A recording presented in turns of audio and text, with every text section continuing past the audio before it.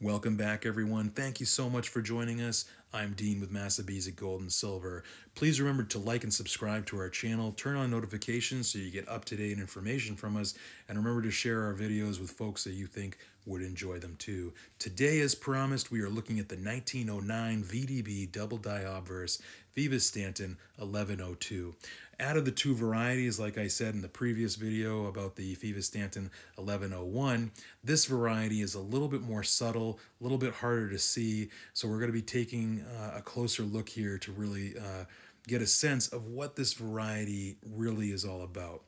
So we're going to be looking first here at an uncirculated coin. You can see in the Liberty, it just doesn't look right, that there's something going on there.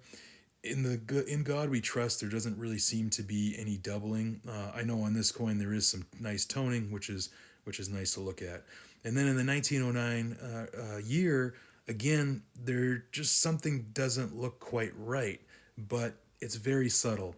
So we're gonna definitely try to freeze this for you and get closer looking. But if you look in that R, inside the R, and also just underneath it, also in the L and in the I, you can see that it's a little bit thicker than your normal 1909 VDB. I'm trying to turn it here so you can see that. You can see that there's a little bit more added to those, especially in the I. Let me see if I can focus this in. So you can see at the top of the I in Liberty is a little bit wider and that the base is a little bit narrower. Again, this is a VDB, really one of the fun coins, I guess you could say, one of the greatest coins that you could kind of collect, at least in my book. Obviously, Morgan dollars and Lincoln cents, they are the two most collected American coins out there.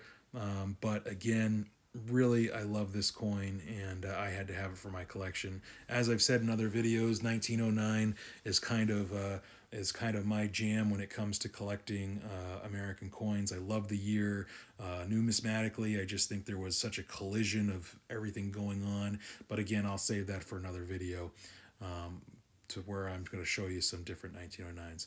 So let's focus again back here, looking at this variety. Again, really look at the L in Liberty and inside that R. You can see the rest of his profile is just kind of the normal Lincoln. You know, there's no wear here, just looking close. And again, this is a nice red coin. If that's your guess, you'd be right. This is absolutely a red coin. And you can see the fields are relatively wide open, great luster, really just a beautiful example for this variety type. I do like the little toning, especially in the G in God and the S in Trust, just kind of a little bluish subtle toning. I had to pick this coin up when I saw it come to auction. It truly was a must-have for my personal collection. As you could tell, it's premium quality. This is a beautiful gem coin, MS65 red. And again, I just really wanted to own it. I do have a cutaway here of the Viva Stanton 1102 in the Cherrypickers guide, showing you those parts here. So that doubling on the variety is evident as extra thickness on all the obverse letters and numbers, but it is most noticeable on the date and the upper right strokes of the letters of Liberty, and it just really easier to see now since you know what to look for. Here is perhaps my favorite coin that I own. This, when I saw it, I had to have it. I probably paid way too much for it. The toning, the frostiness of this, yes, this is a brown Lincoln cent, but again, it looks almost like a steel cent from some angles. Some other angles, it just looks bluish, or it's like a blue coin. You can probably already guess this is a higher grade coin. Just how the luster is, especially at the nape of his neck. It just pools there, if that's the right word to describe in the numismatic community, but it just is amazing to me, and I had to pick this up when I saw it. It was not an auction coin, it was a buy it now coin. Like I said, I probably spent too much money on it, but I am really glad I have this. You can see the subtle toning in the back, or I should say the reverse of this coin, especially along the rim and between the wheat stalks. Again, I just really fell in love with this coin. Eye appeal for you novice collectors is something that you want to pay attention to. This coin to me has major eye appeal. If your coin is ugly, do not buy it, because if an ugly coin is you're never going to get your money back. Let's put it that way. If you buy an ugly coin, no one's going to want to get it from you. And that's an easy mistake to start to make when you're just starting out in coin collecting. But just look here, especially along this rim. Just look at the tones, the purples and the blues on this coin. It just is amazing. So this is as well as the other one that we looked at, the red penny or the red cent. It is a Phoebus Stanton 1102, and this is actually one of only two graded by PCGS and NGC. This is the one top pop for NGC, and then there is one top pop for PCGS. Now, I will say this, I don't really pay attention to pop reports, but I was kind of fascinated by the fact that this is the top pop for this brown Lincoln cent, and I'm gonna hold a little back on what the grade is, just so you can try to guess what you think it is. Look at just how it pools there behind the nape of his neck. That's just amazing. It just shows how these coins looked when they first came out of the mint.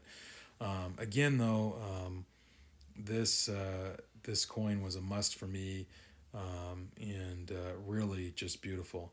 Getting back to the variety, you can see the thickness there in the 9. Again, here's the VDB on the reverse with all that beautiful toning and luster.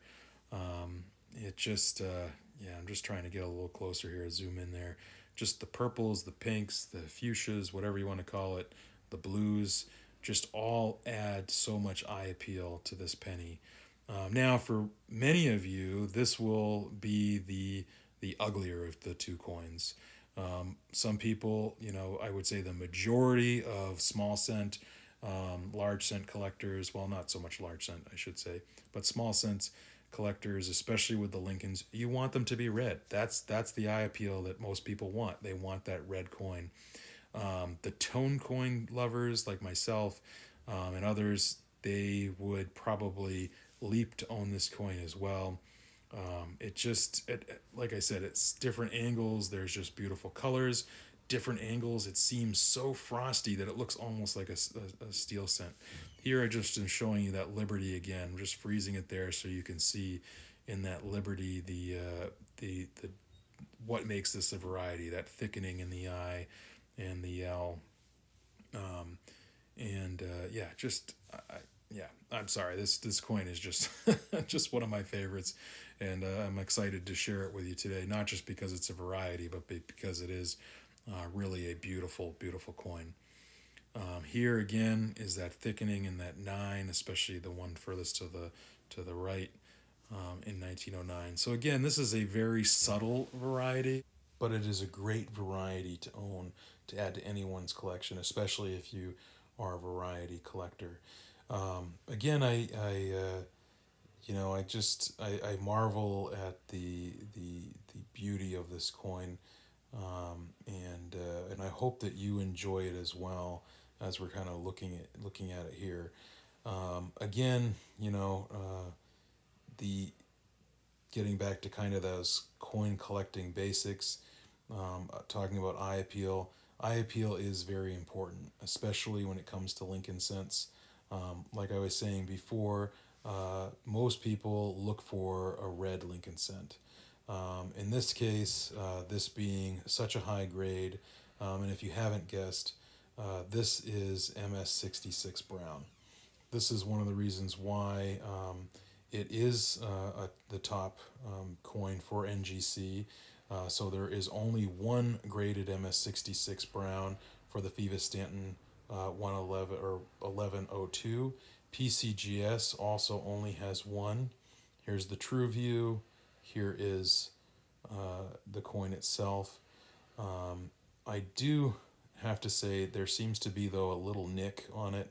Maybe I'm just being judgy because I don't own this coin. But it did sell last year in July for $760. Again, a really, really beautiful coin to own. Again, talking about eye appeal, just looking at it right now as it sits, it looks like a steel cent, but it's not. It's just so frosty. So again, that's the reason why I picked it up. One, because I love 1909. I love the 1909 VDB. I do enjoy varieties, and the eye appeal to me is just crazy on that coin. So again, you decide how you collect. You decide what you collect. Don't let others dictate to you. I'm just sharing with you these varieties so that you know what to look for. And again, I just wanted to show you some great, beautiful looking coins, especially this one.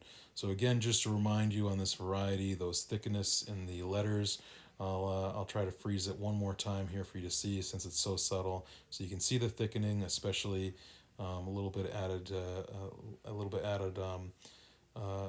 thickness to those, especially upper parts of those letters. And just again, I'm just I don't know. I guess I could look at this coin all day. Yeah, I really feel honored that I was able to get this and add it to my collection.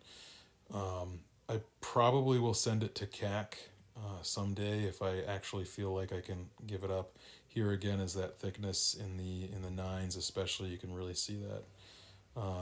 Again, a subtle variety, but a great variety to own. Because it is so subtle, like I was saying in the previous video about the Phoebus Stanton 1101, that because this variety is so subtle in the 1102, that most people don't really look for this one as much, and it's actually kind of harder to sell.